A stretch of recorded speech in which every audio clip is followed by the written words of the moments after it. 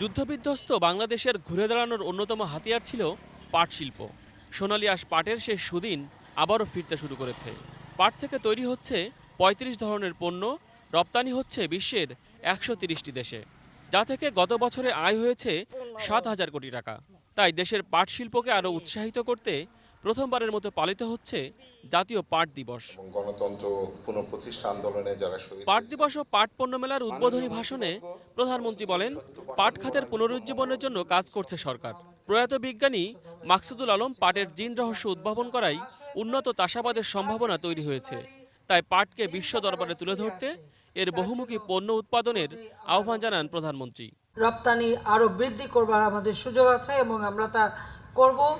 এর চাহিদাও বাড়ছে, ইনশাআল্লাহ পাটের সেই সুদিন ফিরে আসবে।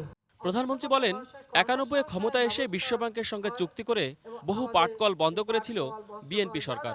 ফলে পাটের বাজার ভারতের দখলে চলে যায়, যার কারণে ধ্বংস হয় দেশের পাট শিল্প।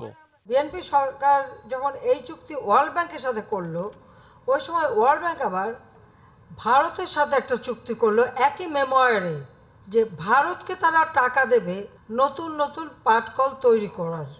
বাংলাদেশে বিএনপি সরকার টাকা নিচ্ছে ওয়ার্ল্ড ব্যাংকের কাছ থেকে পাটকল বন্ধ করার জন্য, আর ভারত টাকা পাচ্ছে নতুন পাটকল করার জন্য। আমি সাথে এই প্রশ্ন করলাম যে আমাদেরকে তো সবসময় ভারতের দালাল বলেন, কিন্তু এই দালালির যে একেবারে একটা জ্বলন্ত উদাহরণ সামনে, সেটা আর কি করবেন? তাদের কোনো জবাব ছিল না, কারণ তাদের ওই একটাই যে টাকা পাবে। আর ওয়ার্ল্ড ব্যাংক বলছে এইভাবে আমাদের পাটকলগুলি কিন্তু একে একে তারা ধ্বংস করে দেয়।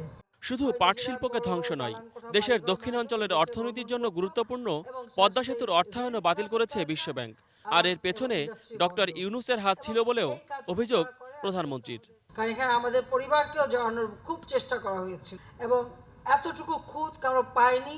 এটুকু বলতে পারি, অন্তত জাতির পিতার কন্যা হিসেবে আপনাদেরকে এটুকু বলতে পারি যে বাংলাদেশের জনগণের মান মর্যাদা আমাদের জন্য বা আমার পরিবারের কার জন্য ক্ষুণ্ণ হবে না।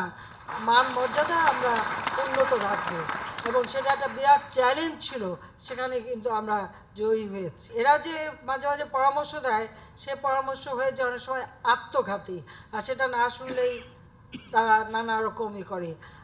আলোচনা অনুষ্ঠান শেষে প্রধানমন্ত্রী পাট পণ্য মেলার বিভিন্ন স্টল ঘুরে দেখেন। মহসিন কবির, এটিএন নিউজ, ঢাকা।